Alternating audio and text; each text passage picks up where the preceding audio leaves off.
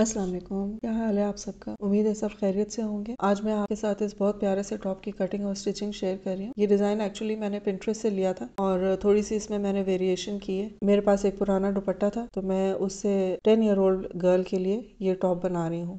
तो आए देखते हैं इसकी कटिंग और स्टिचिंग। ये कपड़ा है मेरे पास, इसके सेंटर में प्रिंट है और जो सेंटर है उसका डिफरेंट कलर है और जो बॉर्डर्स हैं वो दोनों साइड पे हैं और उनका डिफरेंट कलर है।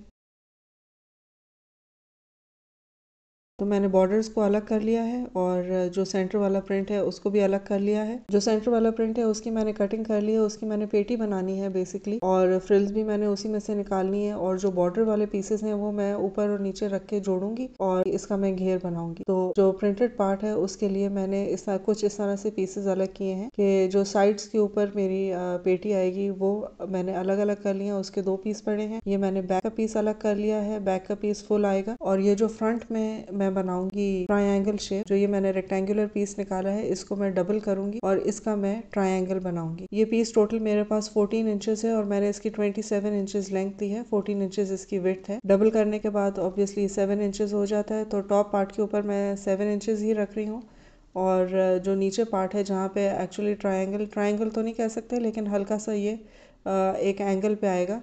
तो 1.5 इंच मैंने दोनों साइड्स के ऊपर छोड़ के और उसके बाद ऊपर से भी 3-3 इंचेस के फासले पे मैंने मार्क किया है और 3 इंच से लेके और नीचे 1.5 इंच का जो मैंने एक एंगल बनाया था वहाँ पे मैं मार्क करके और इसकी मैं कटिंग करूँगी। क्योंकि ये मेरे पास दुपट्टे का कपड़ा है, बहुत पतला है, इसलिए मैंने इसको डबल किया हुआ है। बाकी इस तरह की फ्रॉक्स बहुत अच्छी लगती हैं, टॉप्स भी बहुत अच्छी लगती हैं, स्पेशली जब बहुत शदीद गर्मी हो रही होती है तो उस टाइम पे इस तरह के जो टॉप्स हैं वो बहुत ज़्यादा अच्छे लगते हैं। और क्योंकि ये थोड़ा सा बड़ा है, हिप को भी कवर करता है ये टॉप, तो इसलिए इसको आप टाइट्स के साथ भी पहना सकते हैं और जीन्स के साथ तो वैसे ही बहुत अच्छा लगता है ये।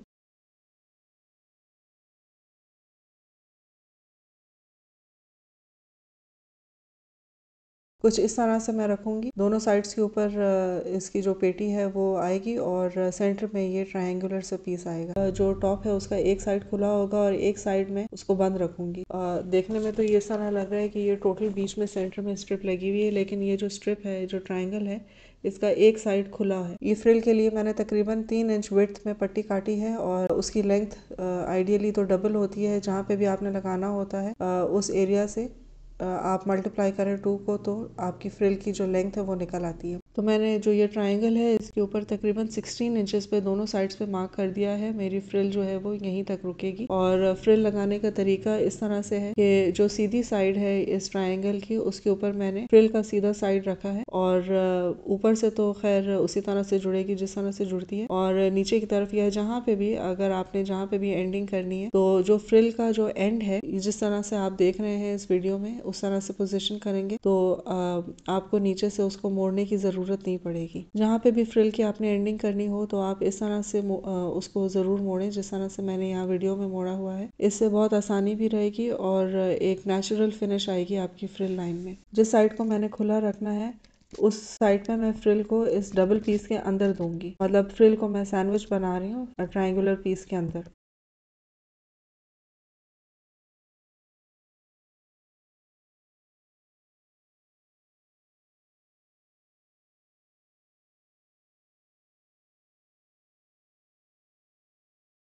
जब आप सिलाई कर लें और देख लें कि सारी फ्रिल इसके अंदर कैच हो गई है और शेप उसी तरह से आया है जिस तरह से आना चाहिए, तो अंदर की तरफ जितना भी फालतू कपड़ा बाहर की तरफ आया था फ्रिल का उसकी कटिंग कर दें। इसको मैंने प्रेस भी कर लिया तो कुछ इस तरह से लुक आएगी। दूसरे साइड की जो फ्रिल है उसको मैंने अभी सिर्फ पिंस के साथ अटैच किया है, मैंने उसको उसकी सिलाई नहीं की है। जो दूसरा साइड है जिसको मैंने पेटी के साथ और घेर के साथ अटैच करना है वहाँ पे फ्रिल मैं सेंटर में सैंडविच करके नहीं लगा रही। मतलब मैं ट्रायंगुलर पीस के अंदर सैंडविच करके नहीं लगा रही बल्कि ट्रायंगुलर पीस के ऊपर पहले लगाऊंगी और फिर उसके ऊपर पेटी और घेर रखूंगी। बाकी अब ये जो बंद वाला साइड है ट्रायंगल का उस पर मैंने इस तरह से किया है कि पेटी पहले रख दी है और ऊपर से मैंने 1.5 इंच मार्क किया है और वो 1.5 इंच पॉइंट जो है वो उसके ऊपर मैंने इस ट्रायंगल के एंड को रख दिया है। जब आप ये कर लें तो इस पीस को मार्क कर लें जो पेटी का पीस है, ताकि जब हम इसके ऊपर घेर जोड़ें तो हमें पता हो कि कौन सा वाला साइड ऊपर है कौन सा नीचे है, क्योंकि दोनों के जो विड्थ है उसमें फ़र्क आएगा। इसकी कटिंग मैंने इस तरह से की है कि जिस पॉइंट के ऊपर मैंने मार्क लगाया था वहाँ से मैंने आधा आधा इंच अंदर करके कटिंग की है। अब ये जो घेर है ये मैं इस तरह से जोड़ रही हूँ कि इसको मैं फ्रेंच सीम्स के साथ जोड़ूंगी। तो फ्रेंच सीम्स इस तरह से होती हैं कि इनकी जो सिलाई है वो नज़र नहीं आती है। तो इसके लिए सिंपली ये करना है, जो भी मेरे बॉर्डर के पीसेस हैं या जिस कपड़े के ऊपर भी आपने फ्रेंच सीम सिलाई करनी है उनको राइट साइड्स को ऊपर रखना है और रॉन्ग साइड्स जो हैं उनको आपने एक साथ करके, और सिलाई जो है वो राइट साइड के ऊपर लगानी है, रॉन्ग साइड के ऊपर नहीं लगानी। मतलब नॉर्मली तो हम इस तरह करते हैं कि सिलाई रॉन्ग साइड के ऊपर लगाते हैं कपड़े की, ताकि जब खुले तो कपड़े का सही वाला साइड जो है वो उसके ऊपर सिलाई हुई भी हो। लेकिन फ्रेंच सीम्स में इस तरह होता है कि सिलाई पहले राइट साइड्स पे लगती है। मतलब ये कि आप रॉन्ग साइड्स पहले एक साथ करेंगे और उसके ऊपर फिर सिलाई लगाएंगे, जिस तरह से मैं यहाँ पे कर रही हूँ। और उसके बाद जितना भी इजाफी कपड़ा है वो हम कटिंग करके और फिर उसके बाद राइट साइड्स को मतलब आमने सामने रख के और फिर रॉन्ग साइड के ऊपर सिलाई लगाते हैं। तो इस तरह से हमारी जो ओरिजिनल सिलाई है वो छुप जाती है और कोई भी आपके जो मतलब रॉ एजेस हैं वो नज़र नहीं आते। इस घेर में मैंने फ्रेंच सीम्स इसलिए लगाई हैं क्योंकि इसका कपड़ा बहुत पतला है, तो जब ये नीचे से नज़र आती हैं तो थोड़ी सी इतनी अच्छी नहीं लगती हैं। अब ये बॉर्डर जो है ये मेरी रिक्वायरमेंट से बड़ा है, क्योंकि बॉर्डर का एक साइड जो है वो 10 इंचेस है, तो इस तरह से टोटल मेरे पास 20 इंचेस बन रहे हैं। अब जो टॉप है वो टोटल मुझे 27 इंचेस चाहिए। तो जो पेटी का पीस है वो मैंने तकरीबन 14.5 इंचेस रखा है। तो बाकी घेर में मेरे पास कुछ कपड़ा बच जाएगा जिसको मैं बाद में निकाल लूँगी। जो इजाफी कपड़ा है वो मैं बाद में निकाल लूँगी। और इस तरह से मैंने इसको अटैच कर लिया है। और जहाँ मैंने लाइन लगाई थी एंगल के ऊपर, वहाँ पे मैं अब जो मेरा ट्रायंगुलर पीस है उसको अटैच कर रही हूँ। अब दूसरे साइड पे भी इसी तरह से मैं 1.5 इंच के फासले के ऊपर मार्क करके और एंगल जो है वो निकालूंगी। और इस साइड पे फ़र्क ये है कि मैं इसको पहले से ही मोड़ रही हूँ इस साइड को। अब मैंने इसको टोटल फुली ऊपर नहीं रखना है, ऊपर से लेके नीचे तक ओपन नहीं रखना है। ऊपर से तकरीबन मैं 1.5 इंच के फासले पे मार्क करके और वहाँ से सिलाई करना शुरू करूँगी। और ऊपर से लेके और नीचे तक 20 इंच के फासले पे मैंने एक और मार्क लगाया है, सिलाई वहाँ तक करूँगी। तो ऊपर से भी तकरीबन ये 5.5 इंच खुली है, क्योंकि यहाँ पे मैं अटैच बटन लगाऊंगी ऊपर गले के साथ। जो ये नेक लाइन है ये गले के साथ ही लगी हुई होगी और इसके ऊपर फ्रिल्स होंगी। और नीचे की तरफ मैंने बिल्कुल बंद नहीं किया है, तकरीबन 5 to 6 इंचेस मैंने खुला छोड़ रखा है फ्रंट ओपन के लिए। तो बाकी बीच में मैं इसकी सिलाई लगाऊंगी। अगर आप ओरिजिनल डिज़ाइन देखें, पिंटरेस्ट वाला जो डिज़ाइन है उसमें बड़े वाले बटन्स लगे हैं। ये जो ट्रायंगल पीस है इसके दोनों साइड्स पे आमने सामने बटन्स लगे हैं। तो इसी तरह से मैं अपने इस टॉप के ऊपर भी करूँगी। अब मैं बैक की कटिंग कर रही हूँ। ये मैंने शोल्डर 6 इंचेस पे रखे हैं और शोल्डर ड्रॉप जो है वो तकरीबन 0.75 इंचेस पे है। आर्म होल तकरीबन 6 इंचेस पे मैं मार्क कर रही हूँ। आर्म होल की कर्व मैं 1 इंच पे दे रही हूँ और इसका कर्व की मैंने लाइन बना दी है। अब चेस्ट में तकरीबन 8.5 इंचेस पे रख रही हूँ। नेक लाइन की विड्थ 2 इंचेस पे रखी है मैंने। और ये क्योंकि ये बैक पीस है तो इसकी मैंने तकरीबन 1/2 इंच के अंदर गोलाई दी है।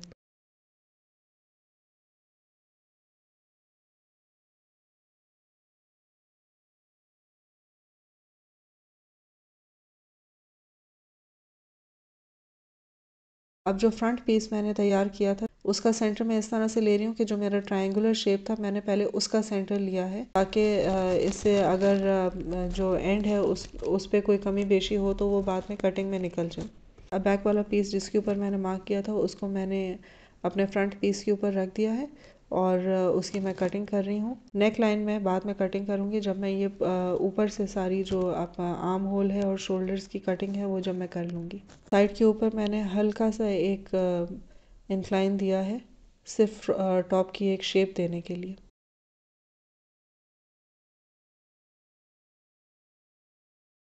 फ्रंट नेक लाइन के लिए मैंने तकरीबन 2.5 इंचेस की लेंथ दी है और 2 इंचेस की विड्थ तो थी, 2.5 इंचेस की विड्थ तो थी पहले। इस पर मैंने बॉक्स बना लिया है और कर्व बना के इसकी मैं कटिंग कर दूंगी।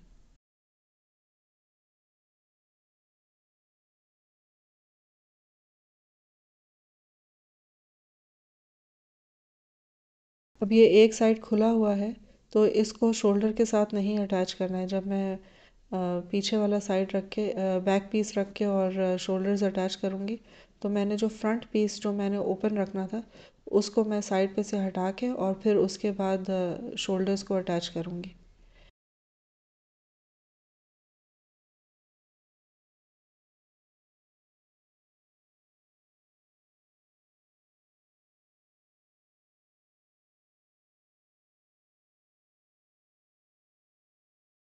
अब मैंने बैक पीस पे बैक वाली जो पेटी है उसके ऊपर घेर अटैच कर दिया है और अब मैं शोल्डर्स को भी अटैच कर रही हूँ।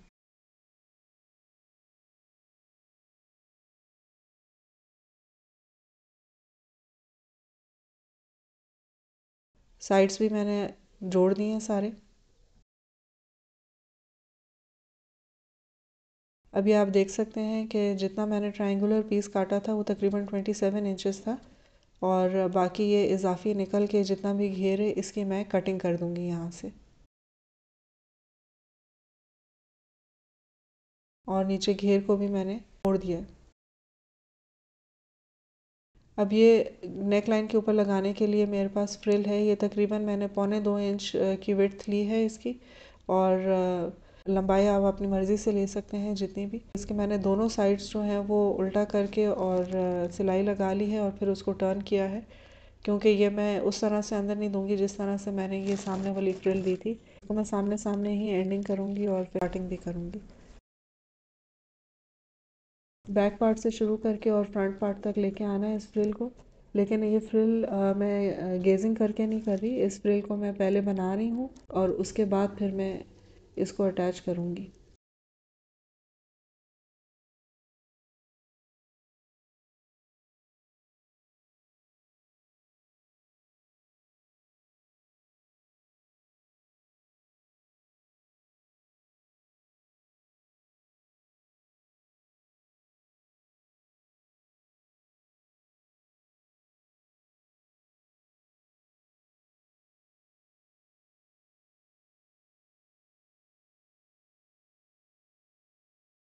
पाइपिंग मैंने आड़े कपड़े की बना ली है। जो मेरे पास ब्लू कलर का बॉर्डर में से पीस निकला था ये तकरीबन 1.25 इंच चौड़ी पट्टी थी और इसको मैंने डबल फोल्ड कर लिया है और फिनिशिंग जो है वो जो इसका बंद वाला साइड है या जो फोल्ड वाला साइड है उस साइड पे फिनिशिंग आएगी और जो खुला वाला साइड है उस साइड को मैं अटैच करूँगी अपने नेक के साथ।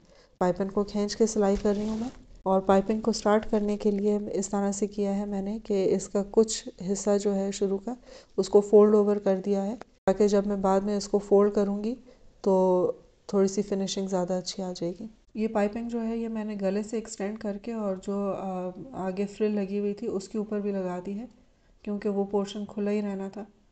अब इसको मैं टर्न करके और इसकी फिनिशिंग कर रही हूँ। अगर आपको मेरी आज की वीडियो अच्छी लगी है तो प्लीज़ कंसिडर सब्सक्राइबिंग और लाइक करें और शेयर करें और कमेंट करके मुझे ज़रूर बताएं कि आपको आज ये टॉप कैसी लगी।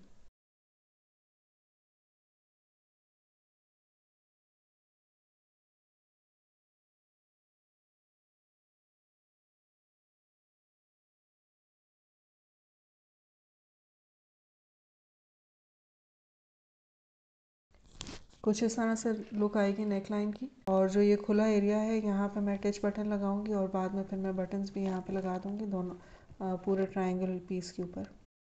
अब ये मेरा टॉप तो रेडी हो गया। मैंने इसकी स्लीव्स लगानी है। स्लीव्स की कटिंग की रिकॉर्डिंग नहीं हो सकी लेकिन ये मेरे पास बॉर्डर का जो पीस पड़ा हुआ था उसी में से मैंने स्लीव्स निकाली हैं। स्लीव्स हाफ स्लीव्स हैं और तकरीबन 3 इंच विड्थ पे मैंने आर्म होल की कटिंग की है इसकी। थोड़ी सी हल्की सी चुन मैं शोल्डर्स के ऊपर दे रही हूँ इसकी और सादे तरीके से ये स्लीव्स बनाई हैं और सादे तरीके से अटैच की हैं।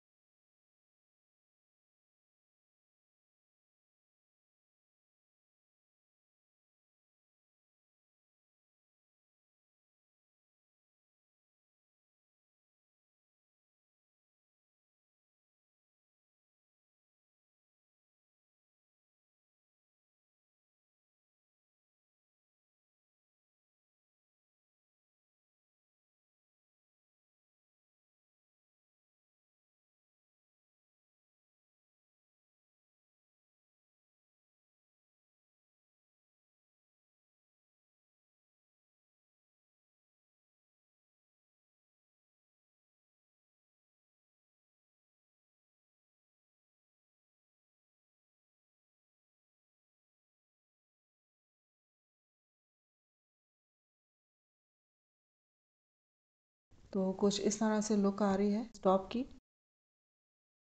अगली दफ़ा तक के लिए अल्लाह हाफिज़।